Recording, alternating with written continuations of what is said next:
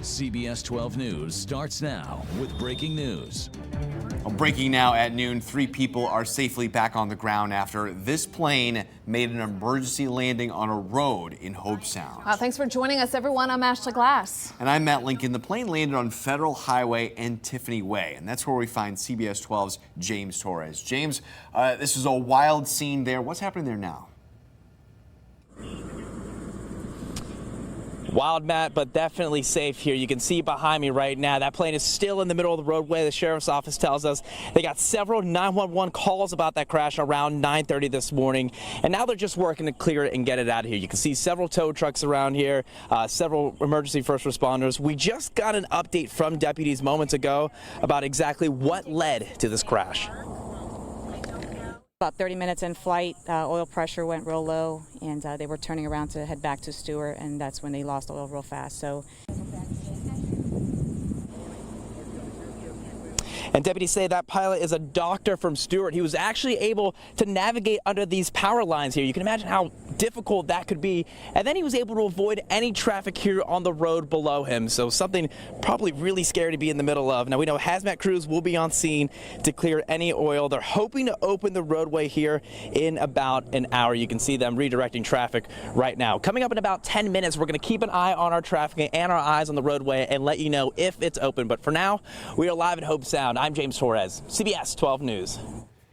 We dug a little deeper and found the small aircraft was manufactured back in 1974 and is registered to a corporation out of Wilmington, Delaware. To see the plane landing video again, right now it's on our website, CBS 12 News, also on our Facebook page. Just search CBS 12 News, of course.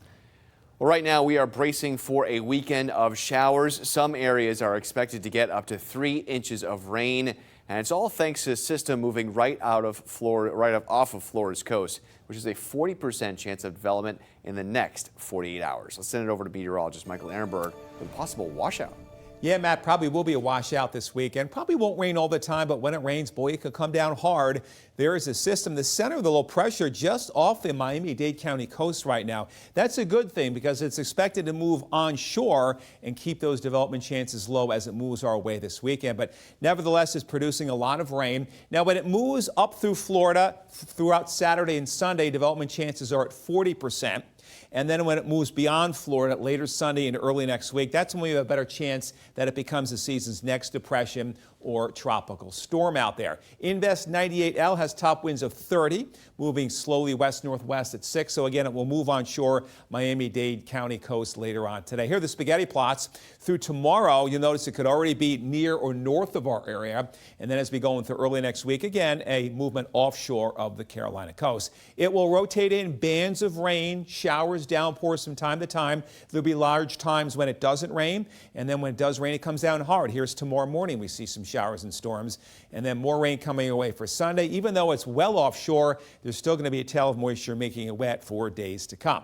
Coming up in minutes, we'll take a look at our local radar check, see where it's raining, how much rainfall to expect near you, and we'll have a full weekend breakdown as well. All right, Michael, and don't forget you can track weather in your area with our CBS 12 weather app. Just search WPEC in your app store. Breaking now, businessman and GOP donor David Koch has died. The conservative billionaire became a household name when he created a political empire with his brother. His brother announced David's passing this morning, stating anyone who worked with David experienced his giant personality and passion for life. Koch retired from the company back in 2018, citing health reasons, and sources say he had a long battle with prostate cancer. David Koch was 79.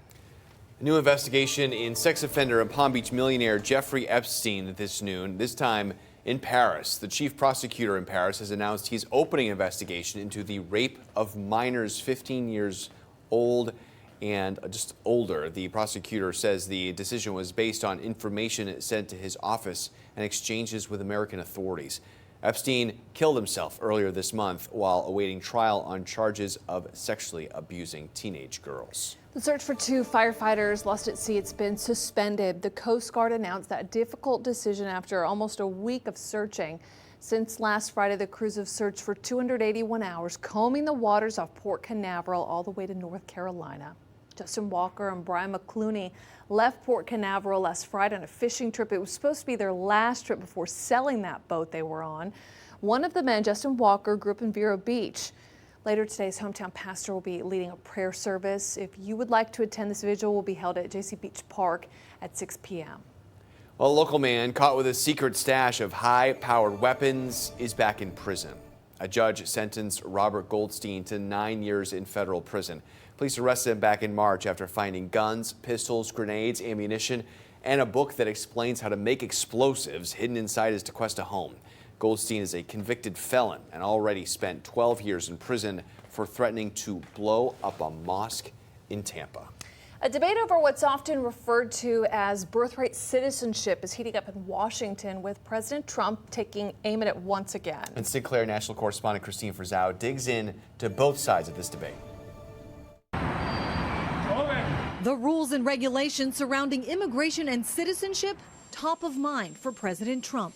We're looking at that very seriously, birthright citizenship, where you have a baby in our land, you walk over the border, have a baby. Congratulations, the baby is now a U.S. citizen. The president taking aim at the 14th Amendment to the U.S. Constitution, which states all persons born or naturalized in the United States and subject to the jurisdiction thereof are citizens of the United States and of the state wherein they reside. Georgetown University Law School's Josh Geltzer says that amendment came in large part to protect recently freed slaves, especially in the wake of the Supreme Court's Dred Scott decision. In that decision, the Supreme Court appeared to deny that a black American could even be a citizen for the purpose of getting into court.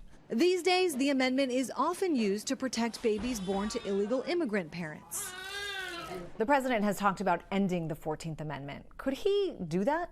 If something's in the Constitution, it can't be overcome by executive order. It can't be overcome even by federal statute passed by Congress and signed by the president.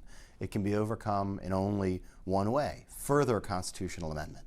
And that would take supermajorities in the House, the Senate, and all 50 states. Still, critics say it's had unintended consequences, like what some call maternity tourism, where women come to the United States, often from China, specifically to have their babies on American soil, leading to these FBI raids in California last year. This could be yet another item on a growing list for lawmakers to tackle when they return to Washington next month. For now, it's simply a desire threatened to be made into executive action by President Trump, one which would surely face challenges in the courts. On Capitol Hill, I'm Christine Frizzau. Well, ahead at noon, we're still following breaking news out of Hobe Sound. A plane makes an emergency landing, causing major traffic delays. Also, try to catch a deal the next time you open up a credit card. The fine print you really need to watch out for. It's all next. Back, everyone. Here's a look at our Sky Team 12 drone shot of the day. This video is from Carlin Park.